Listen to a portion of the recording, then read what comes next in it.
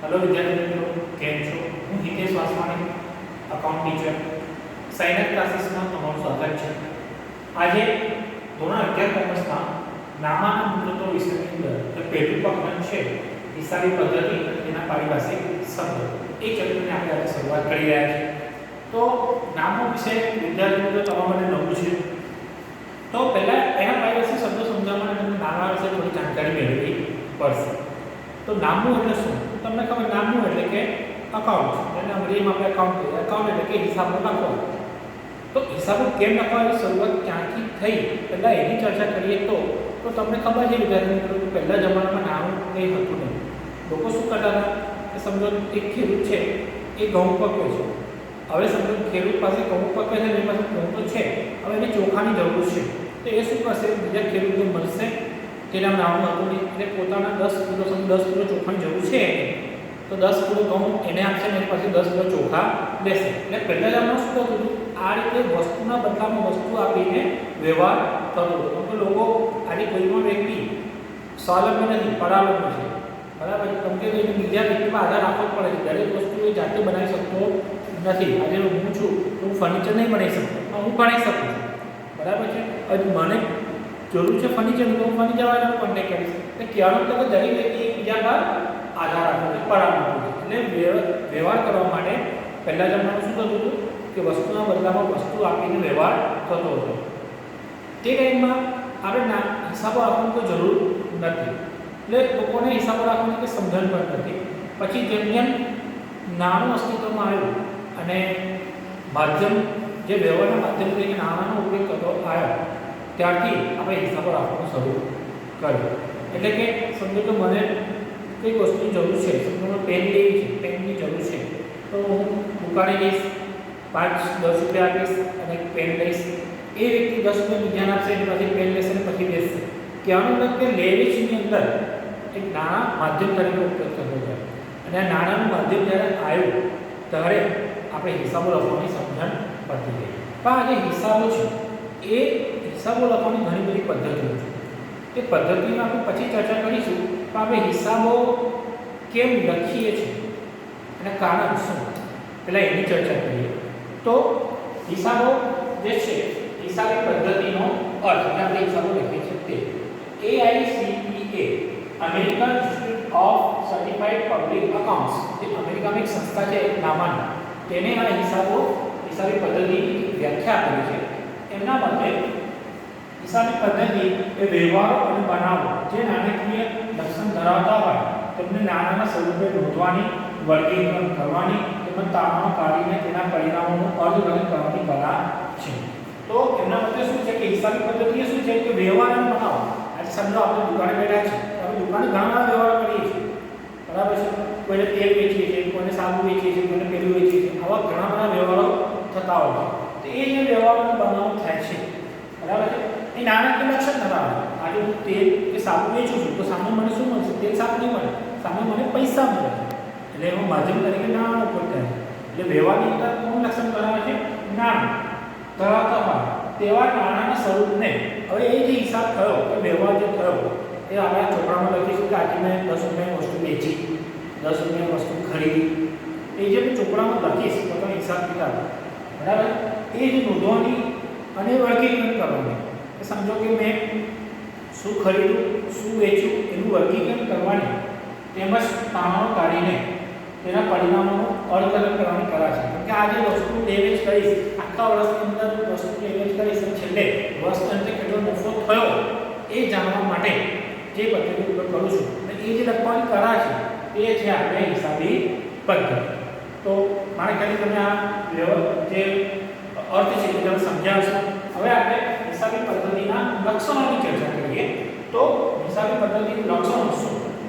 લક્ષણ એટલે શું? સમજો કે ભાઈ પંખો છે તો પંખાનું લક્ષણ શું? તો પંખો ગોળ ફરે છે, એટલે પાંખિયા છે, હવા એના લક્ષણો. એટલે જે હિસાબી પદ્ધતિ છે એના લક્ષણો શું? તો પહેલું લક્ષણ છે નાણાકીય લક્ષણ. તો મેં તમને અત્યારે કીધું કે જ્યારે પણ વ્યવહાર થાય છે એમાં નાણું હોય છે. નાણાં વગર વ્યવહાર શક્ય જ નથી. એટલે કે હિસાબી પદ્ધતિની અંદર પહેલું લક્ષણ છે નાણાકીય. તો નાણાકીય વ્યવહાર હશે તો આપણે નોંધ કરીશું, બરાબર? નાણાકીય વ્યવહાર નહીં હોય તો આપણે ધંધામાં ચોપડામાં કરીશું નહીં. પછી છે નામ ફેરબદલીના માધ્યમ દ્વારા. મેં અત્યારે તમને કીધું કે આપણે વસ્તુમાંથી લે વેચ કરીએ છીએ, બરાબર, એમાં ફેરબદલી જે થાય છે. સમજો કે એક ઉદાહરણ આપો કે ડસ્ટર છે, હું ડસ્ટર વેચું છું, બરાબર. અત્યારે ડસ્ટર મારું છે અને મેં માલિક છું. હવે કોઈ વ્યક્તિ મને 20 રૂપિયા આપે છે અને હું ડસ્ટર એને આપી દઉં છું. ડસ્ટર માલિક એ થઈ ગયો, મને બદલામાં શું મળ્યું? નામ મળ્યું. એટલે આવા માલિકીપણાના ફેરફારમાં આપણને શું કામ લાગે છે? માધ્યમ તરીકે નામ. તો માધ્યમ તરીકે નાણાંનો ઉપયોગ થાય છે. તો આપણે નાણાં પર થશે તો જ આપણે વ્યવહારોની નોંધ કરી શકીએ છીએ નાણાંમાં. પછી છે વ્યવહારોનું વર્ગીકરણ અને વિશ્લેષણ. આપણે કોઈ પણ વ્યવહારો હોય એનું વર્ગીકરણ કરવું પડે, વિશ્લેષણ કરવું પડે. સમજો કે મેં હિતેશને 10,000 રૂપિયાનો માલ વેચ્યો, બરાબર. હવે એ માલ વેચ્યો છે પણ કેવો છે? ઉધાર વેચ્યો છે, રોકડીથી વેચ્યો છે, કેવી વેચ્યો છે એ સમજવું પડશે. આ શું થઈ ગયું? વિશ્લેષણ થઈ ગયું. એટલે કે એનું વિશ્લેષણ કરવું પડે, વર્ગીકરણ કરવું પડે. જો ઉધાર વેચ્યો હોય તો ઉધારના ચોપડામાં નોંધ કરવી, રોકડીથી વેચ્યો હોય તો રોકડીની ચોપડામાં નોંધ કરવી. આ એટલે વર્ગીકરણ વિશ્લેષણ કરવામાં આવે છે. પછી છે વ્યવહારનું અર્થઘટન. આપણે વ્યવહારનું અર્થઘટન કરવું પડે. અર્થઘટન એટલે કે સમજો કે મે મહિનાની અંદર મેં કેટલા રૂપિયાનું વેચાણ કર્યું છે અને જૂન મહિનામાં કેટલા રૂપિયાનું વેચાણ કર્યું છે, મારું વેચાણ વધ્યું કે ઘટ્યું એ જાણવું હતું. સ્વાભાવિક છે, હું હિસાબો લખીશ, એના બધું જાણી શકીશ. એ શું થઈ ગયું? અર્થઘટન. પછી છે જથ્થાત્મક માહિતી. જથ્થાત્મક માહિતી એટલે જે વ્યવહાર નાણાંથી થતું હોય અને નાણાંથી જ જે વ્યવહારમાં નાણાંનો ઉપયોગ થતું હોય અને એની જે નોંધ થતી હોય એને જથ્થાત્મક માહિતી કહેવામાં આવે છે. પછી છે આર્થિક નિર્ણય. આર્થિક નિર્ણય લેવા હોય તો બી આપણે હિસાબી પદ્ધતિ જરૂર પડે. સમજો કે મેં માર્ચ મહિનામાં, તમને ખબર છે કે માર્ચ મહિનાથી લોકડાઉન શરૂ થઈ ગયું. માર્ચ મહિનામાં જે આપણે વસ્તુનું વેચાણ છે તે બહુ ઓછું થયું. જૂનમાં થોડું વધ્યું, અત્યારે એથી થોડું વધ્યું. તો હવે મને ડિસેમ્બર મહિનામાં માલ વેચવો હોય એમાં કેટલી ક્વોન્ટિટીમાં મંગાવું? તો હું પાછલા વર્ષનો રેકોર્ડ જોઈશ કે પાછલા મહિનાનો રેકોર્ડ જોઈશ. મારું વેચાણ વધે છે કે ઘટે છે? જો વધતું હશે તો વધારે માલ મંગાવીને વેચીશ, ઓછું થતું હશે તો હું ઓછો માલ મંગાવીને વેચીશ. આ રીતે આપણે નિર્ણય લઈએ છીએ કે કઈ રીતે કેટલો માલ મંગાવો એ આપણે હિસાબો પરથી માહિતી મેળવીને કરવી. પછી ઐતિહાસિક માહિતી. ઐતિહાસિક માહિતી એટલે સમજો કે આપણે ગયા વર્ષમાં આપણા ધંધામાં કેટલો નફો થયો, આ વર્ષની અંદર ધંધામાં કેટલો નફો થયો, બંનેને કમ્પેરિઝન કરીએ તો કયા વર્ષમાં ધંધાનો નફો વધારે થયો, કેમ ઓછો થયો, શું કારણ છે, એ બધું જાણવું હતું. આપણે ગયા વર્ષની માહિતી કે એના અગાઉના વર્ષની માહિતી, ઐતિહાસિક માહિતી ધ્યાનમાં લઈને એ નિર્ણય લઈ શકીએ છીએ અને એના વિશે આપણે કામ કરી શકીએ છીએ, ધંધાનો નફો વધારી શકીએ. પછી છે હવે આપણે આવ્યા હિસાબી પદ્ધતિના હેતુ. હેતુ એટલે કારણ, કેમ. તો પહેલું છે કાયમી નોંધ. આપણે જો હિસાબો લખીએ અને જો દરેક હિસાબો નોંધ કરતા રહીએ તો લેખિતમાં શું ગમે ત્યારે જરૂર પડશે ને ત્યારે નોંધ જોઈ શકીએ. એટલે હિસાબ પદ્ધતિને હેતુ શું છે? એ તો કાયમી નોંધ આપણી પાસે દરેક વ્યવહાર. કેમ કે આપણું મગજ કેવું છે, દરેક વ્યવહારને યાદ નથી રાખી શકતું, ભૂલી જાય. સવારમાં શું ખાધું એ ભૂલી જઈએ છીએ તો ગયા મહિનામાં કેટલું વેચાણ કર્યું ક્યાંથી યાદ આવે?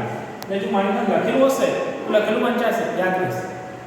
એટલે કાયમી નોંધ એનું મહત્વની હેતુ છે.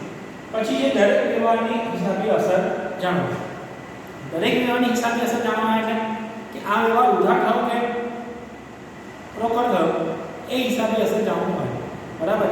મને અત્યારે સમજો રોકડ થયો તો મારી અંદર પૈસા આવી જશે, ઉધાર થયો તો મહિના પછી કરો તો પછી પૈસા આવશે, તો મારે ક્યારે પૈસા એમની પાસે માંગવા એ બધું જાણવા માટે મારે એ નોંધ જરૂરી પડશે. એટલે હિસાબી અસર જાણવા માટે પણ મને એની નોંધ જરૂર પડે છે.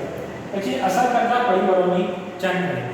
જે પણ વ્યવહાર થાય છે એ પરિબળોને અસર કરે છે અને પરિબળોની અસર કરતા જાણવા માટે અમે વ્યવહાર નોંધ કરતા હોઈએ છીએ. સમજો કે લોકડાઉન થયું, મારું વેચાણ ઘટી ગયું, બરાબર છે. તો આ મહિનામાં મારું વેચાણ નહીં ઓછું થઈ ગયું, આવતા મહિનામાં લોકડાઉન નીકળી ગયું, મારું વેચાણ થોડું વધ્યું. પરિબળ અસર કયું કર્યું? શું ભાઈ? લોકડાઉન. તો ના કારણે વેચાણ ઓછું થયું. એ આપણે હિસાબોમાંથી ખબર પડશે કે આટલા મહિનામાં આ વેચાણ ઓછું થયું કારણ શું.